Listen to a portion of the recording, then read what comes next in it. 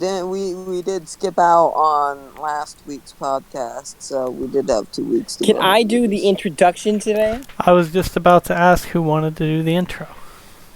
Hell fucking yeah, alright. Alright, just let me know when you're ready. Okay. Let's get on with it. Alright, cut. Hello and welcome to the Shid podcast. I'm Daxter Howell, your co-host, and we have Eli and we have Ethan with us today. Yo, indeed. So today we have some horror stuff to talk about. I just watched this movie. Ethan and I just watched this movie. It's a 2022 sequel to the Texas Chainsaw Massacre movie. It was on Netflix, and it was a Netflix original movie, and we just got curious and decided to watch it, and let me tell you how fucking terrible it was. I mean, to be honest, the first half of it was really good. Like, I feel like the introduction was really strong, and all of the characters made really good decisions. Like, there was this scene where this lady got in a car accident with the Texas Chainsaw Massacre in the car, and then she just kind of like played dead in the car accident while he's kind of like hurtling around this car. And I thought that was a smart decision, because if you were to leave the car at all, you would fucking die. But she did die anyways. She died because she tried to leave the fucking car. And I'm just saying, I would have grabbed the cop's gun, the dead cop that was right next to me. I would have grabbed his gun and then shot the fucking Leatherface. But no, let's try and go ahead and crawl out the fucking window and get dragged out the other side. So, that was fucking great. I feel like they really had to kill the black guy. Like, they didn't kill him. They killed him second, and like I was actually rooting for him to be our main protagonist. I was like, "Come on, black guy, we got this. Like, we can do this. Come on, help our brother out." And then he was walking to the house looking for the fucking woman, and then Leatherface comes up, and sure enough, gives him a good bopping. And he falls down, survives that, walks out of the house, gets about a block away, and then dies on the sidewalk. And it's like... And the lady who found him didn't make a good decision either. She shut up about it. She went back to the big group of people and then just didn't say a word. Not a fucking word. And that I feel like that's a terrible thing to do. What you gotta do is warn everybody that there's something out there that's hurting people. Like they had this big bus full of like 30 people in there, and she did nothing. And so by the time Leatherface got done with one of our main protagonists in the house, because there wasn't just the black guy who went in, it was his wife or fiance or whatever they were. She went in and she got out. She survived because she made good decisions, and in the house, somewhat good decisions. I would say she had a couple of opportunities where she could have ran and gotten away scot-free, but she decided to not, and then get popped down the fucking stairs, survived that shit, go into the floorboards like a Jew, and then run the fuck out of the side of the house. Which, I mean, it works. It works. But they just led Leatherface to the big group of people on the bus where that other lady was just shutting the fuck up about the murder that just went on. And then Leatherface just walks back in. This whole scene on the bus is extremely frustrating, because there's this giant party bus full of like 30, 40 people, and Leatherface just walks in with his chainsaw and mows through all of them one at a fucking time. And nobody stops to fight back. Nobody ever tries to dogpile or anything. Everyone just like bangs on the window until it's their turn to die. Oh yeah, wow. Just like, I gotta fight back. We're not even gonna make a run for it. We're just gonna fucking sit here and wait for him to get to us. I mean, at least our protagonists had somewhat of a plan, and they did get out, luckily. I mean, well, who else? So we got followed, and they killed off the other two. So this was a direct sequel to the 1972 version. of Texas Chainsaw Massacre, and they had this. You know how like in Halloween you had the one guy, the one lady from like the early movies who came back in the newer version with her shotgun, so that way she could take care of Michael Myers. In this one, you have the lady who survived the first movie. Yeah, the first Texas Chainsaw Massacre, and she comes back. She's a cop, and she has vengeance. She just wants to go, and she's standing there with a shotgun on Ed Gein's face, and he's just like his back is turned, and she doesn't pull the trigger. She talks, and he gets up, and he just walks past her, and he goes to go kill our main characters, and she ends up getting herself killed too. Like, gave our main character a fucking shotgun with only 2 bullets in it. He tanked. And he tanked that shit. Yeah. Damn. Like it was nothing. Like, oh my god. And the movie ended. I was like, There you go, Eli. There's a speed fucking plot of that movie. So that's the abridged that movie. It's the abridged. Yeah, essentially. What did you think of the original Texas Chainsaw Massacre, Eli? I don't think I've ever seen it. Oh, really? Yeah. Like horror movie classic right there. I didn't really watch horror when I was a kid. Damn. Well, Ethan and I have also been watching Evil Dead, and I've been showing him all of the Evil Dead content I could possibly find. So, like... We just finished the TV show Ash vs. Evil Dead. God, man, that ending, though. So, the TV show is a sequel after Evil Dead 1 and 2, and technically Army of Darkness is in the canon lore. So, it takes place after our 3 movies. And this TV show it's like a 50-something-year-old Bruce Campbell who's playing Ash. And he's doing really good. I feel like this TV show, it's like the Deadites and the monsters aren't as scary and like... No, the Deadites are a lot weaker. Yeah, in the original trilogy of movies, like they were this unstoppable force that like would still talk to you after you decapitated them, would still move around after you killed them and everything. Did you ever see Evil Dead, Eli? No. Damn. Alright. We gotta show Eli Evil Dead. I figured out there were comic books for the Evil Dead series. They had Ash Saves Barack Obama. Ash Saves Barack Obama as a comic book. They had, have you ever seen the Reanimator? It was this, like, 19-something horror movie where he brings back zombies to life with this green goo. It had Ash versus the Reanimator comic series. Yeah. And that's new. There's only two issues of that comic series so far. And I own both of them. I'm just glad that Ash vs. Evil Dead got canceled. Yes, I was the show actually into that. The show we were watching got canceled at season 3, but it had so it started off with Ash getting high and reading from the Book of the Dead called the Necronomicon that pretty much, summons evil into the world.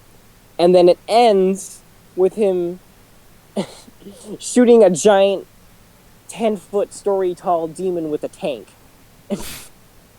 And fucking killing it, but then getting kidnapped, put into a coma, and then waking up in the future where most of humanity is destroyed, and it's like a cyberpunk Mad Max version. But that was like at the very end of the last episode of season 3, and then they canceled it. Damn. I wonder if they canceled it because Bruce Campbell didn't want to play or didn't want to act anymore. But like, if that was the reason, I'm like really sad about it. I mean, it expanded the world of Evil Dead really nice.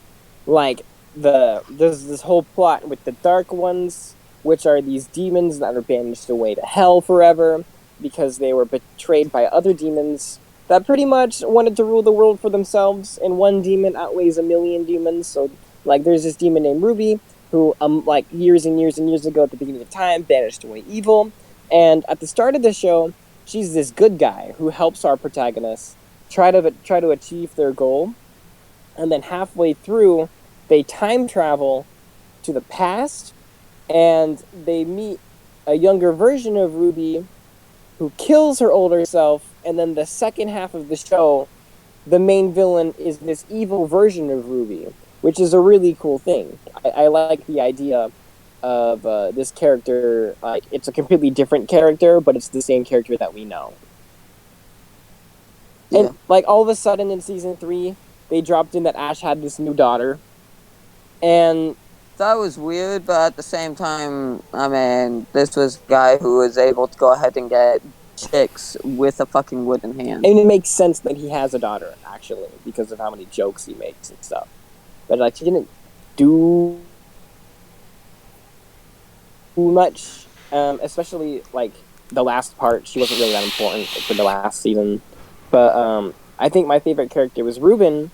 Ruben becomes the Necronomicon, the Book of the Dead. Pablo. Yeah, Pablo. I think call him Ruben. Yeah, you call him Ruben. Not Ruben, Pablo. Pablo. Like they literally stick like a book to his face and force him to give birth to these baby demons that grow up to harass the world. And like because of this, like he starts like growing Necronomicon incantations all over his body, and like he uses this as to become more powerful as like a sorcerer, or they called him the El Brujo Especial. El Brujo Especial. That's a fear, isn't it? They said. Are you following, Eli? Kinda. Like, it's pretty good. Whenever I watched the first Evil Dead, I was like, okay, this is kind of what I was expecting it to be.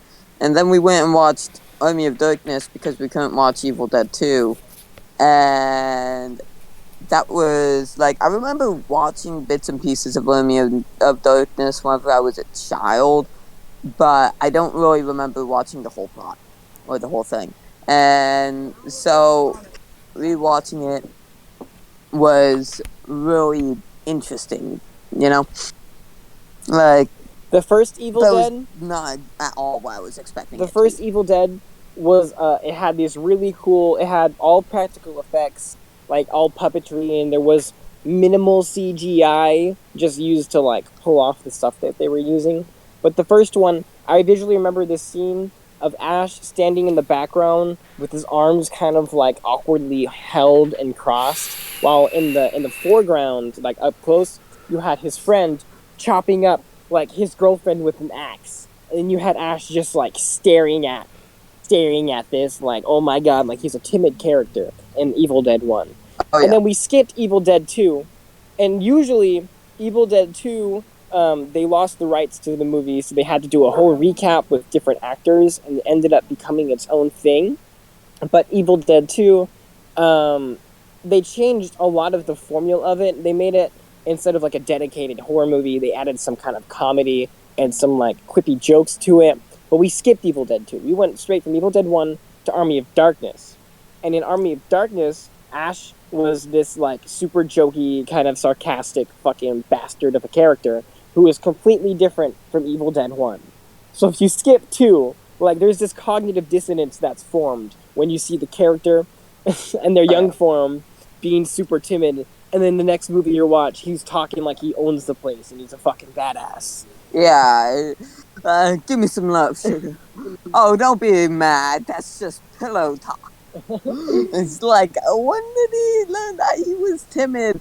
Just a minute ago. I wish I could have shown you Evil Dead 2, because Evil Dead 2 was my personal favorite, because like that's when he had to chop off his hand, and his hand like attacked him and he was fighting him while it was still attached to his body, and he had his girlfriend, he had to decapitate her, and her lifeless corpse would like dance in the moon and shit, and he like locked her head up in a fucking vice and had to chop it up with a chainsaw.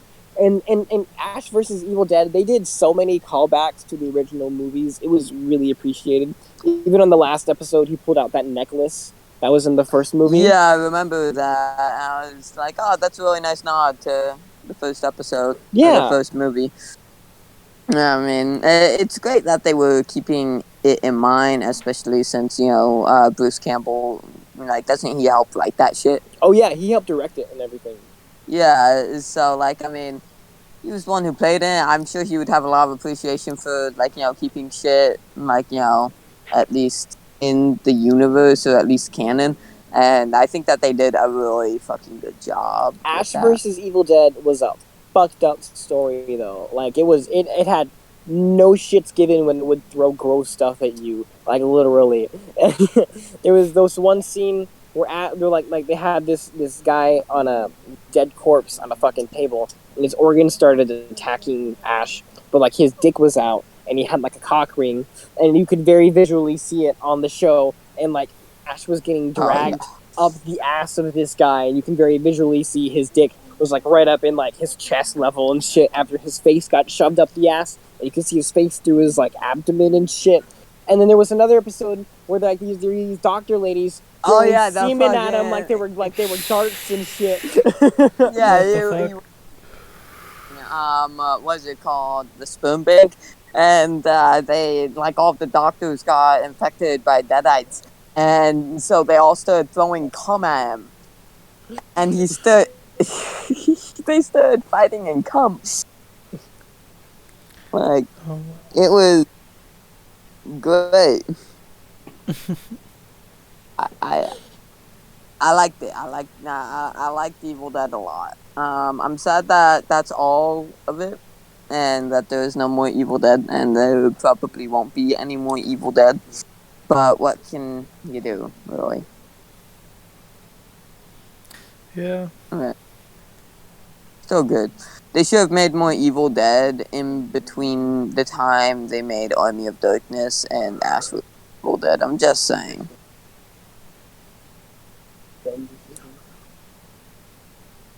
Okay, now we're gonna get to the meat of the story.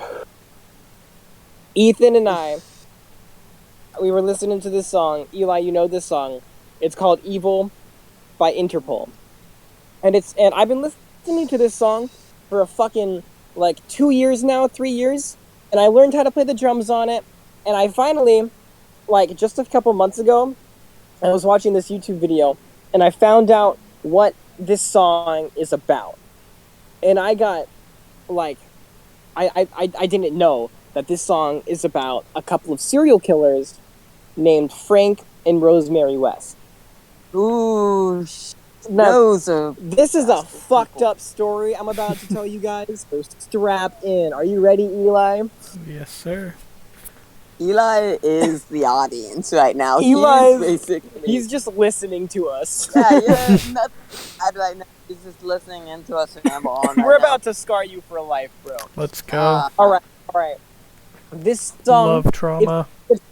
But you would have no idea that this song is about serial killers unless you found out, unless you looked it up. These two serial killers, they're from England, and they were both raised with fucked up childhoods. So we'll start. So Frank and Rosemary West are married. They're a couple, right? But together, they got married. Rosemary was 16, and Frank was almost 30 at the time. Whenever they got together. So, interesting. Frank, when he was growing up, they had most serial killers have a terrible relationship with their parents. Yeah. They're hated. These two serial killers had very strong relationships with their parents. They for fucked up reasons. For very fucked up reasons, they were a strong family because they kept it in the family, okay? Oh yeah. So Frank, as a kid, gross. His dad would I don't want to say it, Ethan. Okay. Say it.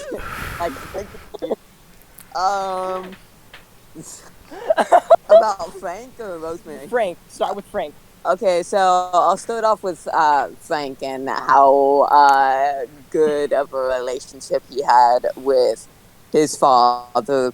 And his mom. Yeah, and his mom. So, Frank lost his virginity to his mom when he was 11, and Oh. was, basically taught into that by thrown into that by his dad. His And dad. his dad had this philosophy that he imprinted onto Frank, which was, if it feels good, do it. Just don't get caught. You can do whatever you want. So Just don't get caught. This is a terrible mentality for a serial killer because this kid was raised with a rape mentality and incest mentality. This was wow. okay. The dad would go ahead and teach the child at 8 years old to go ahead and step on a sheep's hind legs, so that way whenever you put your dick inside of its ass to rape it, it won't be able to run or kick. And then those were the types of lessons that Frank West was learning as a child. Great parenting. So when he was getting older, he worked at a meat factory. And he worked at a meat factory chopping up shit. He began to get into necrophilia.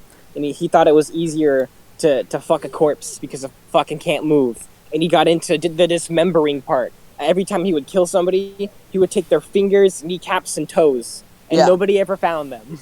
Yeah, like it was always fingers, kneecaps, and toes. And also, of course, their head. And then there's Rosemary West. Rosemary, when she was in the womb, her mom was undergoing electroshock therapy. Oh. So when the baby was born, they said she was shaking her head around so violently the crib would move across the floor. Yeah. And then like when she got a little bit older, it became just like head shaking and whatnot. But for the rest of her entire life, she would just wave her head around. And what did they call her? Dozy Rosie. Yeah, Dozy Rosie, because she was slow. She was one of the slow kids. Rosemary's entire family, except for her, was beat by her dad. Her entire family, her mom, her sisters, getting fucking beat by her dad. And there's one reason why Rosemary wasn't beat by her dad. Because she was the favorite. Yeah. Dozy Rosie would go ahead and blow her pop. Yeah, she would fuck her dad to not get beat. And she maintained this relationship with her dad, the sexual relationship with her dad, until the day that her dad died. She fucked her dad. At the same time, she was with Frank West. Yeah. And it's theorized that some of Rosemary's kids are her dad's parents, are her dad's kids. Yeah, well, yeah, especially the Rose's first child, who that was tragic. What happened to her? So, Frank's first murder, he had a wife, and he kind of didn't fucking care about her. Actually, so she this left was him. Before She left him because he was abusive and very sexually needy. Like he was a fucking animal. Okay, he would do terrible things to his spouse. Right, so she left him, and then there was this other lady who was infatuated with him, and had his baby for 8 months, was about to give birth, and she was trying to convince Frank to fucking divorce his wife, but he couldn't get caught cheating on his wife. He could not get caught committing adultery. So it's easier to get caught for murder than it is to get caught for adultery. So he fucking killed his, sort of side chick, and cut open the stomach of the girl and would take out the fetus, and then again kneecaps, toes, and fingers, and then. Oh wait, but she had a fetus. He took the fetus out of her and then chopped it up. Oh, he chopped it up. I'm pretty sure he chopped it up. Oh man, skip that little detail. Yes, but. Yeah, no, he would go ahead and bury her. That was his first murder, and that would also be the last corpse found, allegedly. So, Frank and Rosemary then got married, and they had one daughter that wasn't legitimately theirs, like an adopted daughter or something, and then another daughter that they had. That was a bastard. And they really hated this daughter that wasn't theirs. Like, they ended up killing this daughter. Like, actually, Frank and Mary, they held down their own daughter and let Frank rape her. And like Mary for years held down her own daughter and let Frank have his way with her. Yeah, like she would just fucking do that and then say, "Oh, we're doing this. It's that way. Whenever you grow up, you'll know how to pleasure a man." Like, that's what they would do to their fucking. And whenever children. they had like 8 kids, okay, and whenever the kids fucking didn't get in whenever they went out of line, they would just fucking kill the kids. And, what the fuck? Yeah. Yeah, like 4 kids died. Like, Frank was obsessed with incest and rape. But he also went out, picked up hitchhikers, held them down with his wife, raped and killed them in terrible, awful ways, too. And then he buried all of the corpses underneath his porch in his fucking house. Wow. Yeah, whenever he finally got into his infamous house, he fucking made that place into a goddamn cemetery. He admitted to like 13 murders, but he didn't admit to his very first murder, his wife, with the pregnant lady, because I guess he wasn't, he wasn't proud about it. He admitted to everything but that one, which is weird. But, like, they had this weird cult thing where there were just, like, tons. There was like this house that was like a giant sex death house. They had like orgies and like bondage sex and shit and murder half the people who come through. It was just a fucking cocktail of evil. Really, is what it was. Like, it was just 2 people who met each other who just loved indulging in evil. And they went and would go ahead and force that onto their children. Frank killed himself when he went to prison, but Rosemary is still alive to this day. Oh. She's in jail right now. She's in prison. She's old as fuck. Yeah. And apparently she does not really talk to people. But like there's more. Like, there was this one lady who was their nanny, and then they kept trying to convince her into sex. And when she ran away, like, they found her again later. Then they, like, held her down, and, like, first, they convinced her to be their nanny again. Like, they were threatening to rape and kill her over and over again, and that's why she left. And then she was convinced to be their nanny again. And the moment she got in the car with them, she was a dead man. That's it. They fucking... They kidnapped her and then raped her for the next 12 hours, where she had fucking duct tape over her head, wrapped over her head, and she was tied in a sort of like, what was it, like a pig tie? Where like your arms and legs are tied together behind your back. And she would be in that position just getting sexually assaulted and beaten for the next 12 hours before she finally convinced Rosemary to let her go. And she convinced Rosemary that would be their little secret.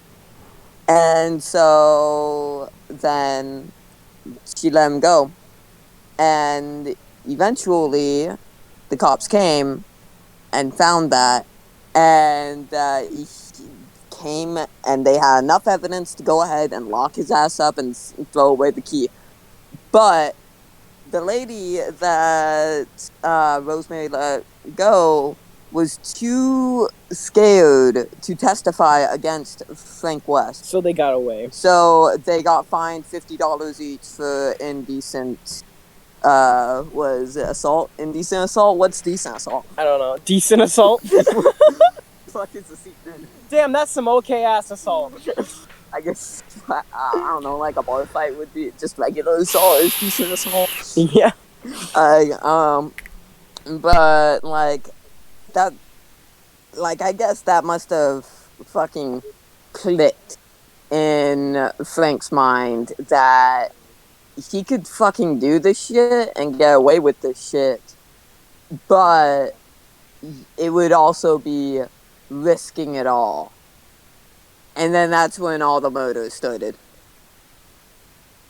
And that's when it went fucking ape shit. Like, they felt like they could do anything. They felt unstoppable. Is there a movie about this? No, I don't think. Actually, you know what? I've never even looked about that. I never even checked. That'd be a cool thing to check out. That would be, because it's like, just even like looking at their story is just like, wow, that's anxiety-inducing. Like, I'm just so fascinated by their perspectives on it, and they just thought that all of that shit was like totally normal. Like, doesn't everyone just rape a 13-year-old girl? Oh, that's what he said. Yeah, it's like, why did you do it? Doesn't everybody? He said. Yeah. Oh my god. Yeah, like in Frank's early life, he was caught for sexual assault on a 13-year-old girl while he was like 19 or something like that. And then, like, when they asked about it, like, why did you do it? Like, he was open and upfront about doing it. And they asked him why. And he was just like, doesn't fucking anyone or everyone? Like, he thought that was normal. Oh, he like, took. Wait, didn't he take a couple hits to the head when he was younger? Why is that? Well, doesn't everyone? I guess. I don't know. I've taken quite a few. Have you seen the scars on the back of my head? That's a red flag. that's the red flag.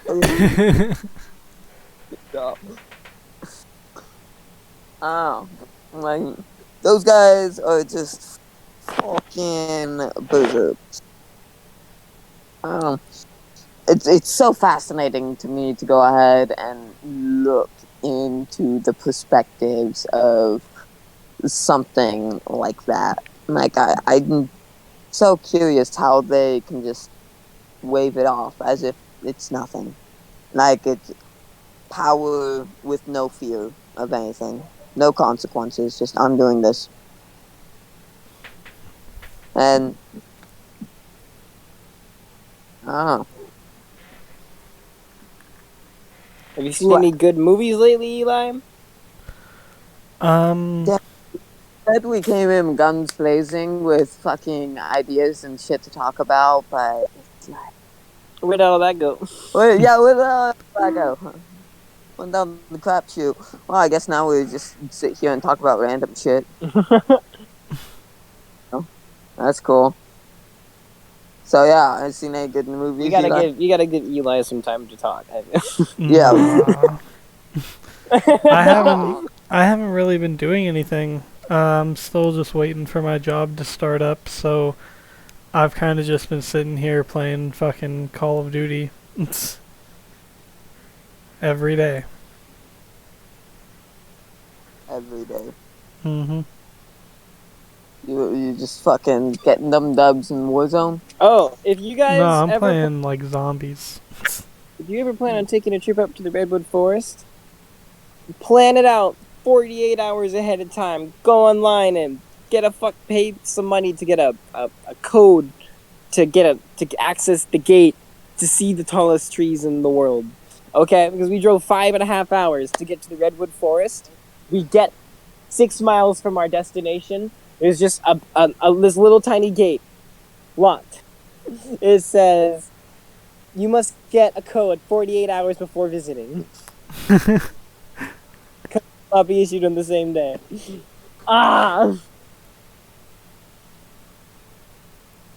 was 11 hours for a 2-hour trip. It was great. I loved it. It was time. Honestly. Yeah. Spent way more time driving and burning gas than anything. I mean, but you saw the big tree, though. That was a big tree. We did see some big trees. We went and stopped at a dispensary that was in a coffee shop. And it was weird because it was just a normal coffee shop that had... What the fuck? It was just a normal coffee shop that had a door with a security guard by it. And I walked up, and there was a dude and it's just like, "Hey, what's going on, man? You guys see some ID?" I was like, "Yeah, sure." I showed him my ID, and I walked in, and it's just this room of a dispensary, like just one room dispensary in like the fucking closet of a coffee shop. It was a cookies dispensary too. Nice. It was kind of cool. Had K deals. Just K. We didn't get much. Just fucking 8.5 gram. But like all of the shops around the Redwood Forest were really fucking cool. They had a whole bunch of like carvings. They had this grandfather tree that was like 18,000 years old. It was fucking badass. There was this one really cool shop that was covered in like carvings, and there was a giant velociraptor. Like if you ever get the like it was like next to the ocean too. Like coastal redwoods, it's pretty badass. And I learned the difference between a redwood and a sequoia tree. Sequoias are like the most massive. Like they weigh more. They're the tree that weigh the most than any other tree. But the redwood trees are the tallest tree in the world. Yeah. The sequoia trees will be wider at the base than a redwood tree.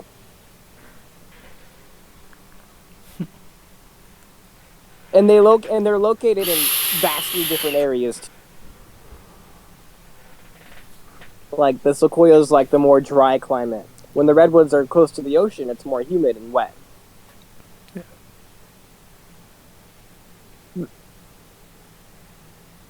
Cool. Next time we gotta go to a sequoia park instead of a redwood park because they're closer. Are they really? Yeah, they're by San Francisco. Do you want to do that? Like, It's a 3.5 hour drive. hey, that's not bad. That's our next trip of the week. You wanna drive? I'll drive. Hell yeah. Okay. So let's do it day after tomorrow. Okay. All right. Hell yeah. Day after tomorrow is Thursday, isn't it? That's when, don't you work Thursday? No, I have school at 8:30 in the morning, and they give me that day off now. Nice. So I will be the field researcher for the podcast and bring back information. Yeah. You know, we gotta get someone here to actually like be at computer to fact check us whenever we're doing shit. Just in case we say something wrong. I'm pretty sure I said some wrong stuff already. We've just said like a whole fuck ton of Found wrong shit off my ass. I don't have any script. Oh yeah, people should definitely not take what we say as like 100% truth just because it's like take it with a grain of salt. Yeah. Yeah. No one is we're talking out of their ass like normal people.